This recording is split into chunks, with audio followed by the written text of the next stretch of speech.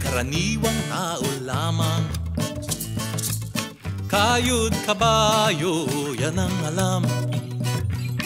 Karaniwang hanap buhay, karaniwan ang problema, pagkain, damit at tirahan. These three guys are doing this for our country. They're going out to very, very isolated villages that have been forgotten, and we're bringing electricity to them to help them to develop. This is the kilometer zero, the starting point, but it's just the start.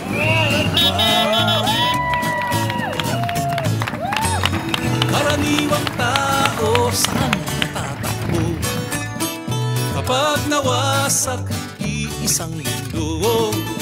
Karaniwang tao anong nagagawa upang bantayan ang kalikasan?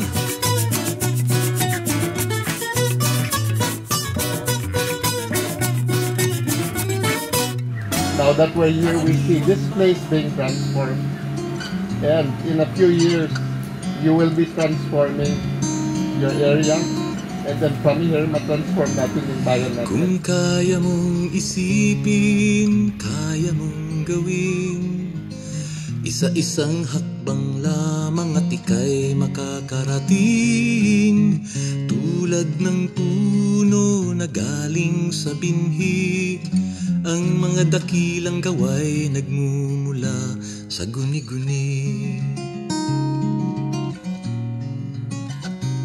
Now, walang kuryente, walang progress.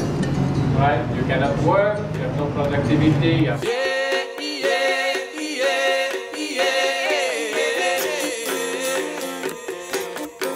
Ang tinig ng lupa ay ang tinig natin.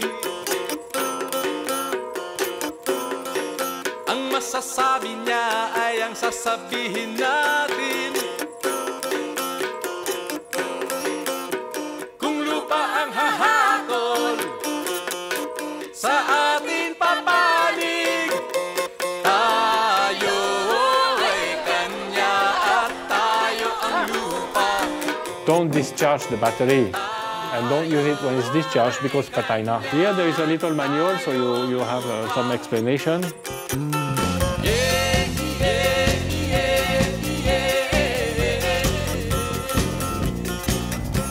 Ito ang batas na pinagtibay ng panahon.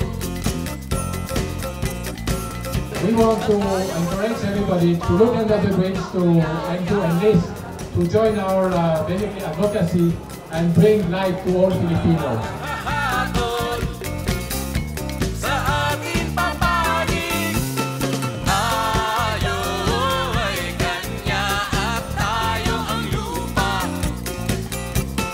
Tayo ay kanya at tayo ang lupa. Sustainable access to solar energy.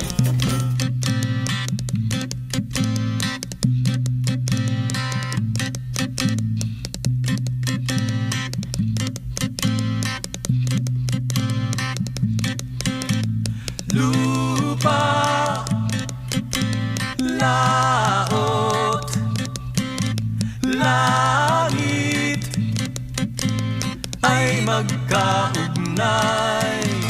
Hayop, halaman,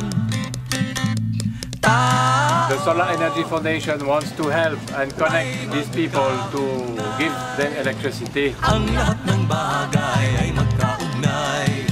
Magkaugnay ang lahat. Ang lahat ng bagay ay magkaugnay. Magkaugnay ang lahat. Ang lahat ng bagay ay magkaugnay. Hindi namin araw-araw kasi napupuntahan ko. Kaya nga natutuwa ako dito. Nakikilala ko yung mga bata. Oto likat pasa. Si Mother, pwede mo trabaho sa gabi. Pwede mo nahi. Pero si Mother o si Father na mo trabaho, pagsunan siya.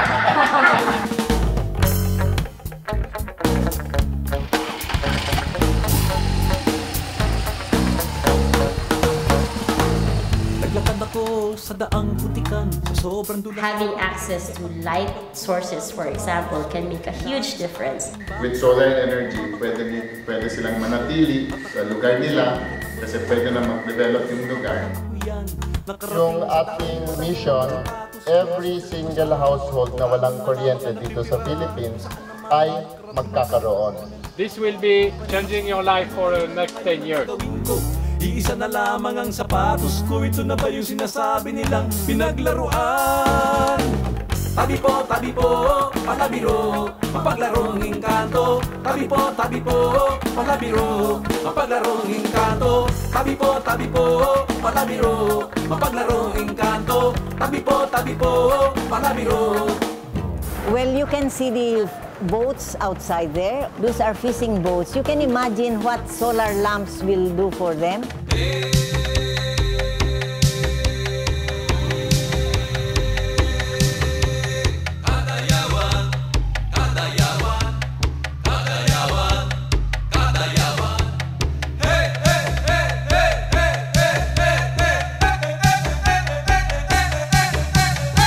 The Ride for Light is actually a symbol of reaching out to all Filipino.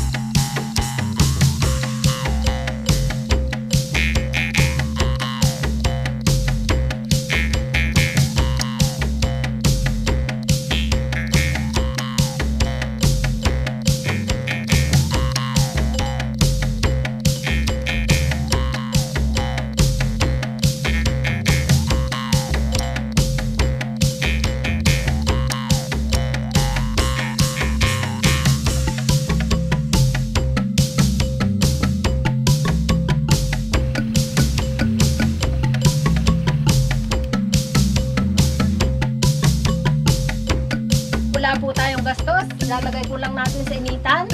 Tuloy-tuloy na po ang charge. Basta po green ang ganon, na-charge po yun.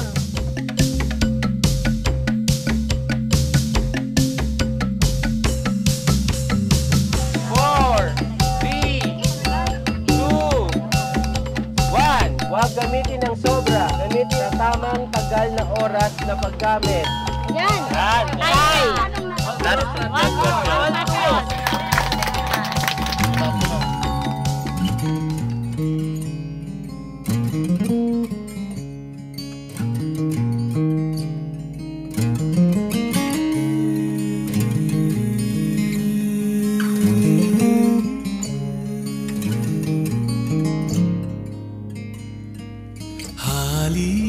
Halina, tungo sa liwanag.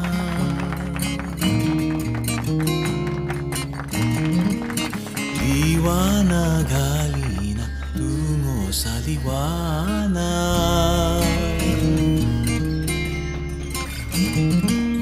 Liwanagan sana ang mga naglalakbay tungo sa liwanag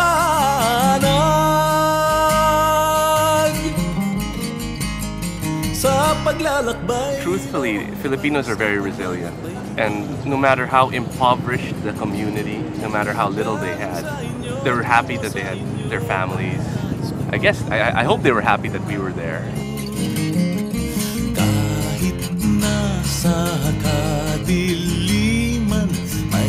When we got into solar, using these flashlights that Jim gave us, it really lighted up the whole village. It gave them a new beginning, literal new beginning. Solar Energy Foundation really helped in scaling up the productivity of the RC Trinala farmers in Camarines Norte. It's very helpful, especially for the farmers who live very deep in the forest, like a 45-minute walk from there. Light means security, light means presence. Here, light means even sometimes productivity. Having solar power in this allows our communities live better lives and improve their lives without having to shoulder much more of the cost. out of this experience, the conviction that our small solar lanterns do change lives, we do ask the people at large to contribute and help the Solar Energy Foundation in its mission to electrify all Philippines. With so many kids now hooked onto technology and it being really the realm of the future, these solar initiatives are what's really going to spell the difference for us.